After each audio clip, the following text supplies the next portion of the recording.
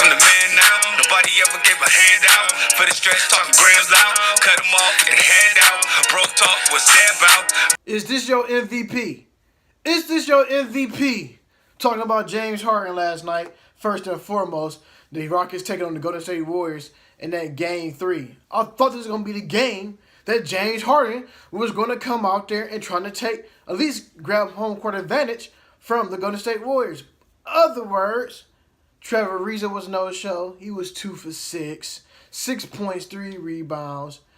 PJ Tucker was no show, 6.6 rebounds. He was 2 for 5.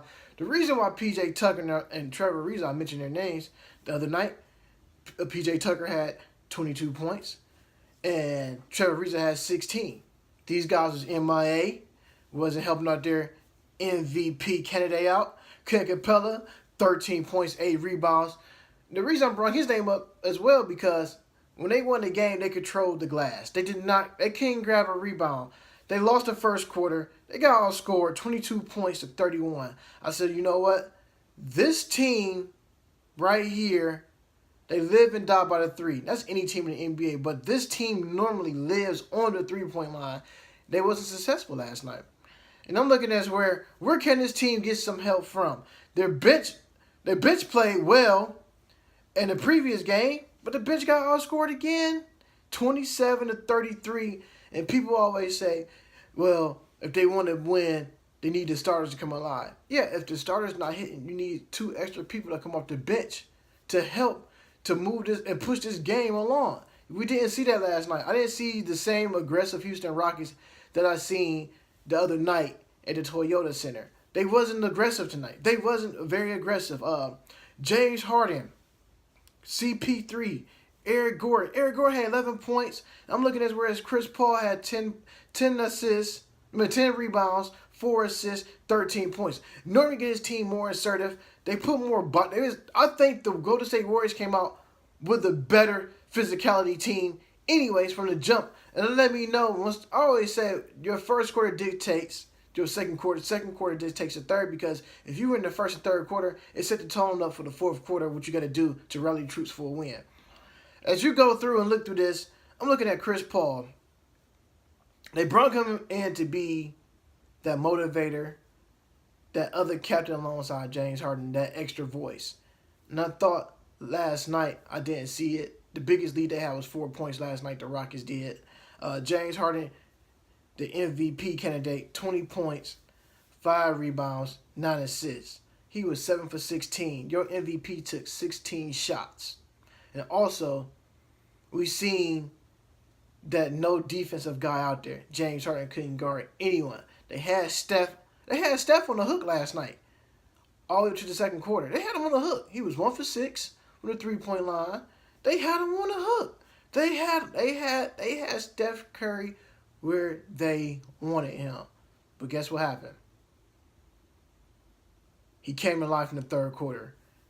He was being more assertive. I was seeing Draymond Green telling his teammate, "Keep shooting, don't stop shooting." You could see his teammates like, "Keep going, keep shooting the ball." Eventually, he came to life. Andre Iguodala, I thought, played fantastic. 10 points. The highlight of the night to me was when he missed a shot and the ball was hanging off the rim. He still came back and put the putback dunk in. That was Andre Iguodala. That was classy. He had 10 points, 3 rebounds to go along with 3 assists. And I thought, this team, people don't understand. I did pick the Rockets to win in 6. But the totality of the story is, do not underestimate a champion. And I think I'm doing that right now. But this team, the Golden State Warriors, been here before. This is nothing new. This is new to the Houston Rockets. This is new to Chris Paul. This is Chris Paul's first time in the conference finals. This is James Harden's second time. His first time was with the OKC Thunder. He only been to one NBA finals, and he choked in. And I'm looking at him last night. I'm reminiscing. He's looking like he back in that NBA finals. We was playing for the Thunder, coming off the bench, missing a lot of layups. First of all, we're gonna talk about layups, not practice, but layups. The Houston Rockets missed a plethora of layups in the third quarter. I mean, golly, they missed about 5 layups. Easy layups too. They was passing on some good shots too to shoot threes. And this team from the 3-point line was horrible. I mean, I'm looking at this stuff like, are you kidding me? These guys shot 32% from the 3-point line.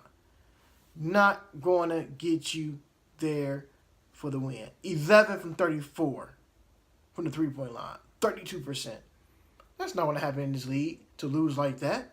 I mean, if you want to win games, it's other ways to score. Like I always say, you live by the 3, you die by the 3. You got to find more creative ways to get baskets. And the Houston Rockets didn't do that. I thought when they got down by like 15 points and 20 points, I seen the look in their face. They was quitting. They know they had no chance. They let Steph Curry cook in the third quarter. And this is why I got this beard on, because it's James Harden getting cooked. Next thing you know, he's on the bench like this, all wrapped up. And you're not going to beat a team like that. You had Steph Curry where you want him. You had him on the hook, and you let him off the hook. He caught fire. He scored, 26 of his 35 points in the second half? Not only in the second half, in the third quarter, baby. He went hot. His hands was literally on fire. You seen his daughter with the water bottle on her hand? She know what daddy's doing out there. She know daddy's putting in work. James Harden didn't do it. This is the MVP. Is this your MVP? Is this your MVP, James Harden? Like I said, Steph Curry cooked him. 35 points, 6 rebounds, 5 from 12 from the 3-point line. But the moral of the story is, this guy, Wardell's Steph Curry, went to work at home. He was oblivion from the 3-point line. Smashing them. I mean, he know he could hit threes, and this is what I say, you live by the 3, you die by the 3. He know he could hit his threes. He started killing the Houston Rockets. He started attacking their second of defense wall, going to the hole on Clint Capella, on the Giants. They say he was too weak. He's not strong enough. He was breaking down James Harden and getting to the back half of that offense and scoring. At will. He scored about 4 layups in a row. Then they turned to 3-pointers, to some more layups, and a couple of more threes. That's what an MVP does. Step up and make plays when his team need the most. And I'm looking at where Klay Thompson had 13 points. He didn't do much. He don't have to. Like I tell everybody, when Klay's not hitting, Steph will. When Steph's not hitting, Klay will. When they both hitting, oh well, you're going to lose. Draymond Green, I always circle him because he's the most intriguing player on the team to me outside the Splash Brothers. I'm looking at how he always make a difference. And I keep saying this, if they want to win games, and you look at Draymond Green's stats that you know what type of win it is. When you see these type of stats, you know it's an ugly game for the other opponent. 6 assists, 17 boards, 17 rebounds. Draymond Green is out rebounding Clint Capella. Last night. 17 rebounds for Draymond Green to go along with 10 points. You knew it was going to be an ugly game when you see Draymond Green with the lopsided rebounds. When Draymond Green get 13 or 14 plus rebounds, this team normally wins in the blowout fashion. Like I said, the Houston Rockets' big lead was 4 points. But in that first quarter, they look atrocious. Too many turnovers. Both teams had turnovers, but the Rockets had 5, the Warriors had 4. But you cannot win a game if you're going to turn the ball over 19 times. Houston Rockets. Houston, we have a problem. What is it? What's their logo called? Rise up. Right now, y'all looking like y'all about to rise down. Because I thought now, y'all had Steph Curry out of his hiccup for the first 2 games. Y'all might be in trouble. This series might be over in 5. Just because y'all woke up Steph Curry and Steph Curry went to work. Draymond Green, 10 points, 17 rebounds, 6 assists. You got KD out there. 6 assists, 6 rebounds, the Slim Reaper. 25 points, causing havoc. This is Slim Reaper. Scoring at will. Get anywhere he wants to. This guy is 7 feet tall, with a handle, with a jump shot, and can create his own offense. What 7-footers you know got that? Hmm? Can't say, huh? This is crazy. That this team, the Houston Rockets, the best overall record in the NBA, wanted the Golden State Warriors. Now you got them. Now you down 2-1. Houston Rockets has gained home court advantage, and they can win. If they win this next game at home, they up 3-1. And you can't play with your backs up against the wall. This team, the Houston Rockets, better come in with a better sense of urgency. Because guess what? Draymond Green and Steph Curry can smell blood. They smell it. You seen Steph Curry take that mouthpiece out of his mouth and say, "This is my effing house." Going to work. The smallest guy out there on the floor going to work. Reading all them articles when he first got drafted. This guy's most likely not to get playing time, Steph Curry. The most likely guy to get bench planners, Steph Curry. The most likely guy to not to be an All-Star, Steph Curry. The most likely guy not to succeed or gain a scoring title, Steph Curry. The guy who's going to be out the league within 3 to 4 years, Steph Curry. Guess what, Steph Curry? I'm liking it. You're making the readers and the writers eat their words. And you living what they say you wouldn't do. You out here being great. Appreciate the guy's greatness. The little engine that could is taking off all the big engines that can. And Steph Curry is out here killing them softly. The babyface killer. The Warriors bench played phenomenal. 33 points. Forced 19 turnovers on the Houston Rockets. Like I said, when I could break down their scoring in the quarter, the Rockets got outscored in every quarter from first through fourth. Scoring 22 points in the first. The Warriors with 31. Rockets 21. Warriors 23. Rockets 24. Warriors 34. Rockets 18. Warriors 38. Not only they won 126-85, they blew these guys out by 41 points. 41 points. This team didn't put up no fight at all. They didn't make no key adjustments at all.